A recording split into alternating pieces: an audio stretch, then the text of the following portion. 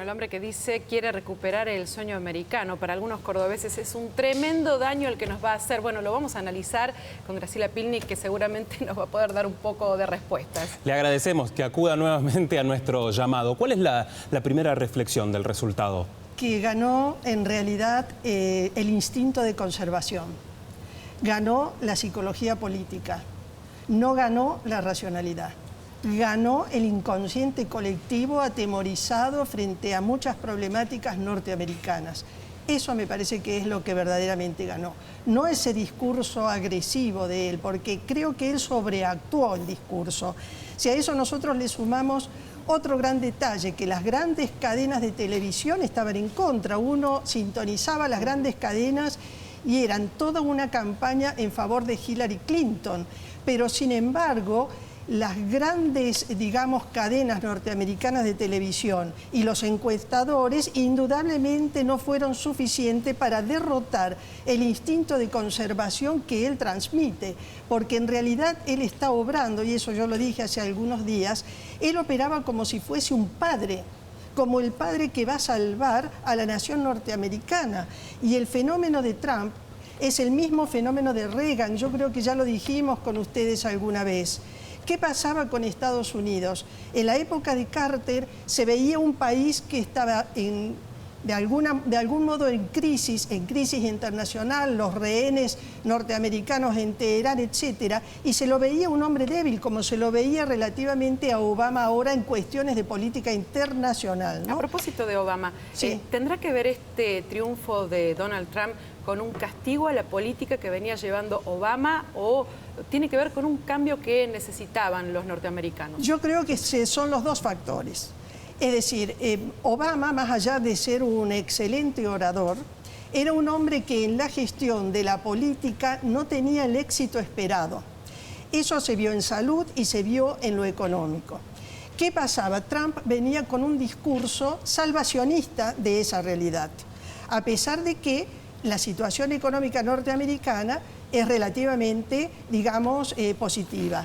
Sin embargo, este hombre supo desentrañar aquellos males que se achacaban al gobierno de Obama, supo desentrañar del inconsciente colectivo los temores de una crisis mayor o de mayor profundización, sobre todo en las clases medias bajas, y me parece que eso ha sido lo que verdaderamente triunfó.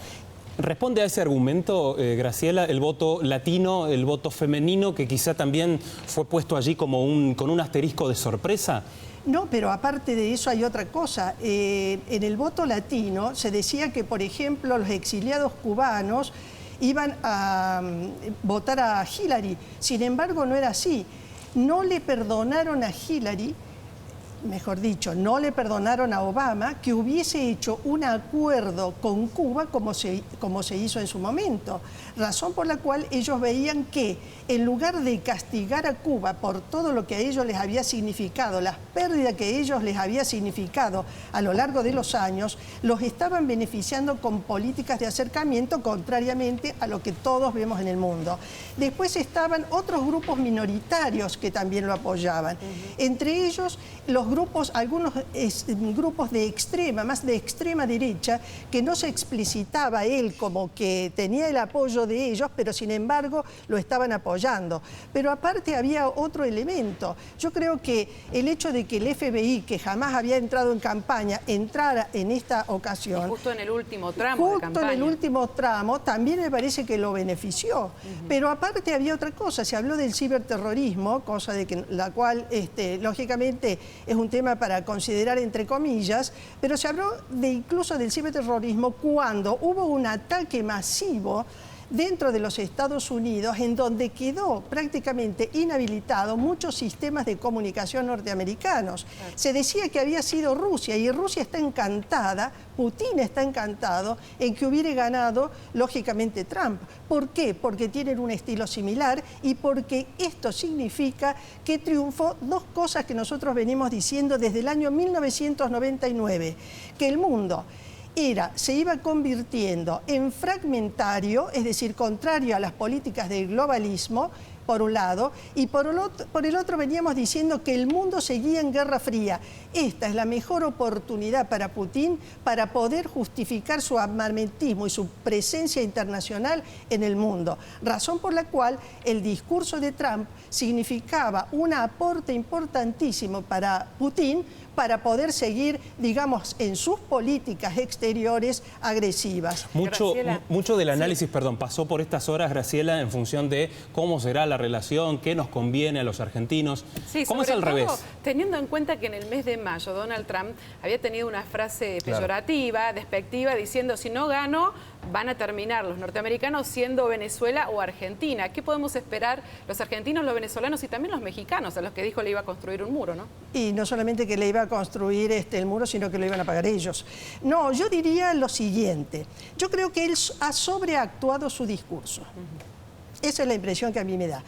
Lo cual le dio un resultado positivo, sobreactuó. Sin embargo, el equilibrio interno de poderes norteamericanos es suficientemente estable y fuerte como para poner freno a los excesos que pudieran él querer, digamos, implementar. Con respecto a la Argentina, no, yo creo sinceramente que para Argentina y para Latinoamérica el impacto va a ser más indirecto que directo, porque él está propiciando un proteccionismo norteamericano que quizás nos afecte a nosotros indirectamente. Trump no se ocupa de la República Argentina, no le interesa la República Argentina. Creo que no sabe dónde bueno, no digo eso, pero más o menos no le interesa. De modo tal que a mí me pareció poco prudente que la canciller Malcorra se explicitara tan en favor de Hillary en un programa de televisión de Buenos Aires, porque nosotros veíamos ya que la tendencia que marcaban, no las encuestas, sino el posicionamiento que lo habíamos visto incluso en uno de los encuentros de los debates televisivos que tuvieron los dos candidatos, cuando Trump se manifestaba con claridad como un estadista, mientras que Hillary Clinton contestaba con respuestas que tenían que ver con su pasado de estudiante universitaria y las cosas que había hecho.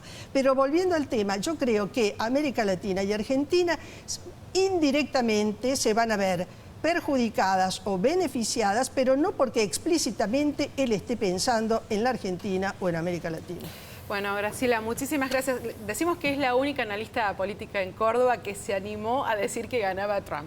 Muchas gracias. Así que allí está. Gracias. Muchas gracias. Acertaste, porque los pronósticos realmente de muchísimos analistas quedaron afuera. Porque son muchos años de estudiar la política internacional. Gracias, Silvia. Gracias.